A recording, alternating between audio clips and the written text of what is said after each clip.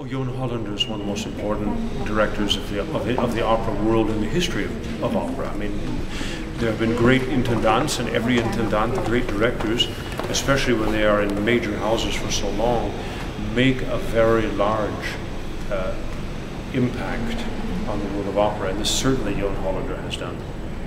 When you are hired by a director, they become your best friend.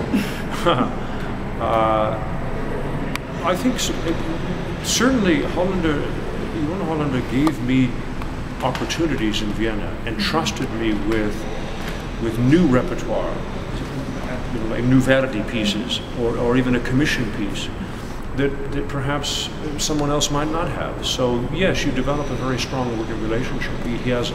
He gave me respect and opportunity for my development, and I give him respect and a lot of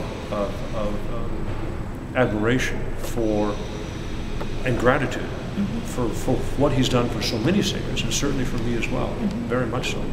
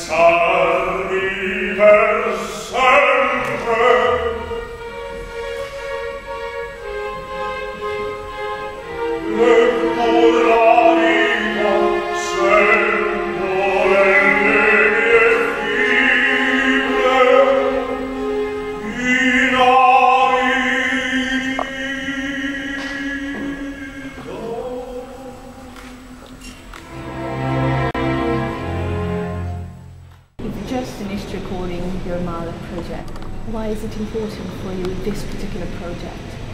Well, I have never, in all of the Mahler that I've recorded, I had never actually recorded the orchestral version of the Des Caname Wunderhorn collection for a lot of different reasons, mostly time and so on. But I've also, in this particular collection, I've always been fascinated with the letters and the descriptions that Mahler had about these orchestrations, that they should somehow find a kind of chamber music atmosphere. And people think that he was speaking about another version. He didn't mean that. He is perhaps less than what we think about today as a chamber orchestra or as a major orchestra. And so we never had more than 32 players playing, and the dialogue becomes really quite extraordinary. We had no conductor, so I think what Mahler was after, I'm not sure this is the answer, but I think it will be an interesting project, because there's a sort of a three-dimensional transparency to text and an instrumental dialogue that is really quite exciting. Mahler heard, I'm convinced that Mahler heard everything. He saw colors, he saw people, he saw behavior. He would think about it, and it would immediately be translated into sound. I mean, immediately into sound. I was reading an interview by Kovács the other day, and he said exactly the same thing, not about Mahler, about himself.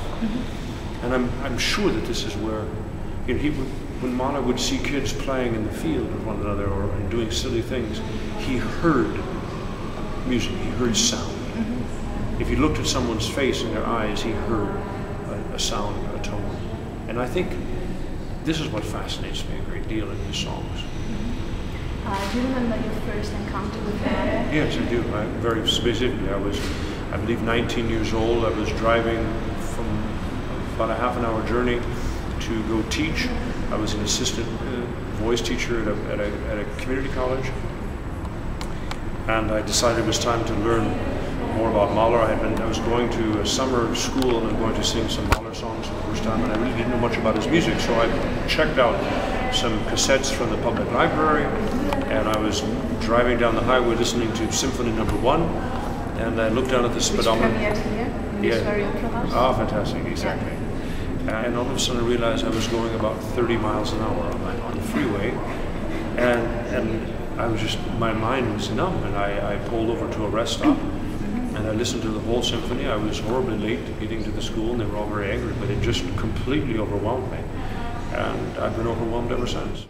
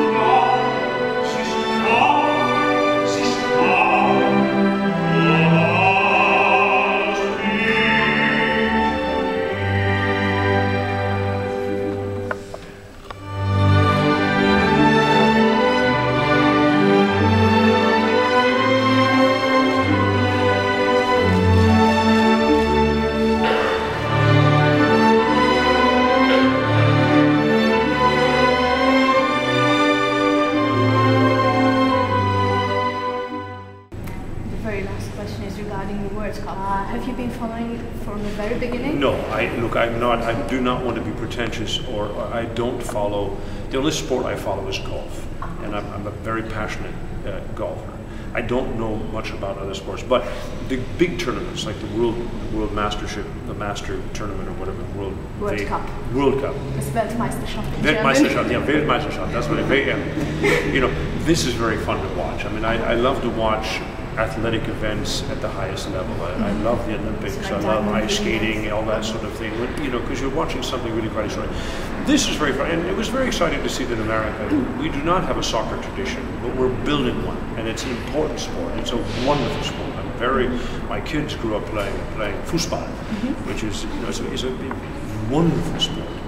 So it was wonderful to see America come so far, and now I'm sort of into it. I'm very impressed with the German club. I love the fact that they're so inexperienced and young, and they play with such energy and desire, and somehow they amplify a new generation in Germany that is really quite exciting. I wish them the best. We'll see how far they go. I think